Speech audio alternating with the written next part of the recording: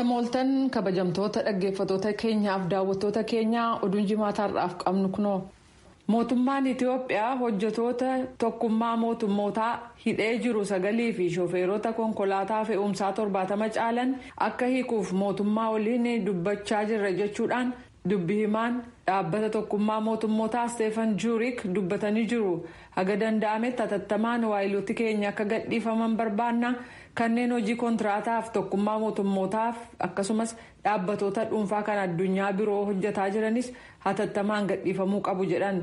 Haala Itiyoophiyaa gama kaabaa keessa jiru kan ilaaleen waayiloonni keenya kan gargaarsa dhala namaa akka jedhanitti jedhan bulchiisa naannoo Amaaraa keessatti dahannaa nyaata bishaan akkasumas dawaalee fi eegumsi barbaachisaadha jedhu Juurik. Walwaraansi bulchiinsa Amaaraa keessatti gaggeeffamu namoota hedduu Dasee, Kombolcha, Kamisee fi iddoo biraa naannoo sanaa keessaa haaraa godaansisaa jiras jedhaniiru. Dabra Biraan keessatti immoo uummanni 100,000 hedduu manaaf qe'ee ofiirraa buqqa'anii kan galmaa'an yoo ta'u irra hedduun isaanii manneen barnootaa 2 keessa daatanii jiru ka jedhan Juurik. Namoonni 100,000 hedduun Cifraa fi Ada'aar kan bulchiisa naannoo Afaar keessa buqqa'aniiru jedhan.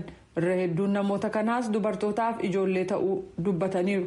Akkuma beekamu sababaa sodaa nageenyaaf jecha karaan itti jarreen kana dhaqqaban rakkisaa ta'uu dubbatan.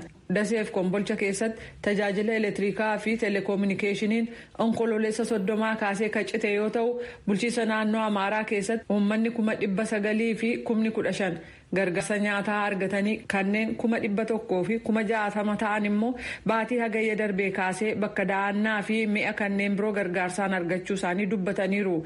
Gargaarsa dhala namaa tokkummaan mootummootaa qindeesse tokkoyyuu erga onkololeessa 18 as karaa Samara Abaalaa Maqalee hin dhaqqabne jedhan. Samaraa keessatti konkolaataan fe'umsaa 364 darbuu fi aangawoota biraa eehama eeggataa jiru jedhan. Hanqinni boba'aaf maallaqaa michoonni keenya nyaata dabalee gargaarsa dhaqqabsiisuuf carraaqqii godhan akkaan miidhe ka jedhan Juurik. Meeshaaleen wal'aansa fayyaa adda addaa fi tallaaliin guutummaa Tigraay keessaa dhabamuun tajaajila eegumsa fayyaa kennamu irratti dhiibbaa jabaa geessisee jedhaniiru. Michoonni keenya kan gargaarsa dhala namaa achuma Tigraay keessa kan turan yoo ta'u kunis gargaarsi yoo argame raabsuuf akka ta'e dubbatan.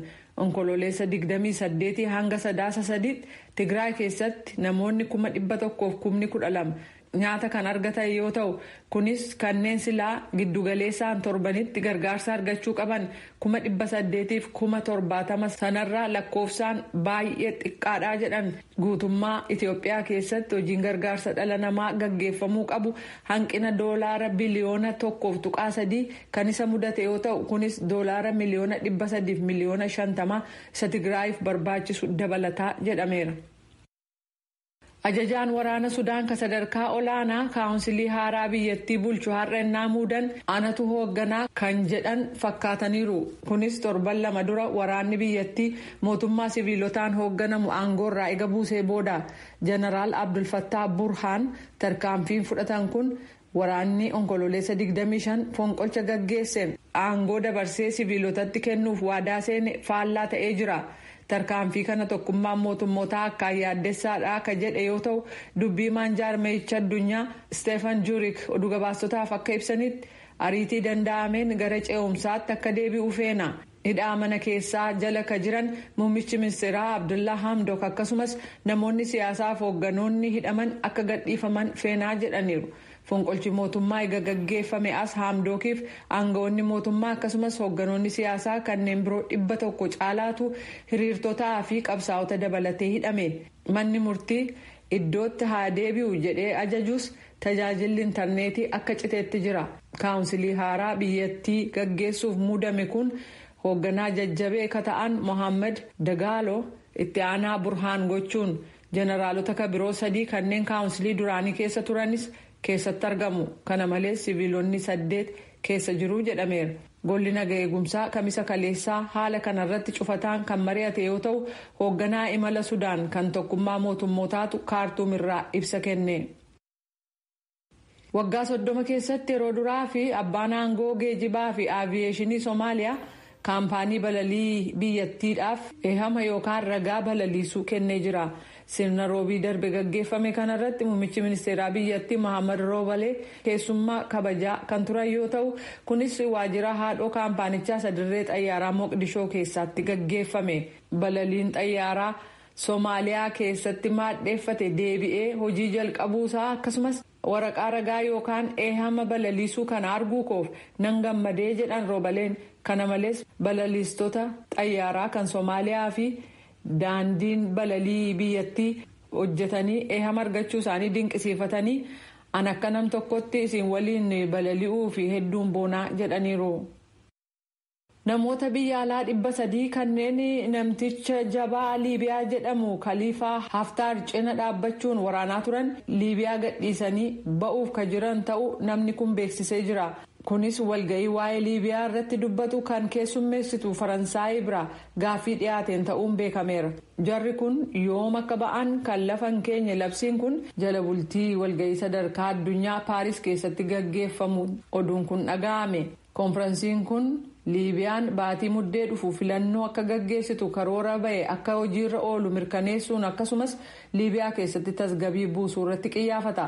Tokkummaan mootummootaa akka tilmaametti namoota biyya biraarraa bitamanii akkasumas loltoota biyya alaa kan dhaabbata eegumsa nageenya dhuunfaa kan akka Raashiyaa akkasumas Chaad, Sudaanii fi Siiriyaa keessaa kan dhufan dabalatee 20,000tu Liibiyaa keessa jira jedheera.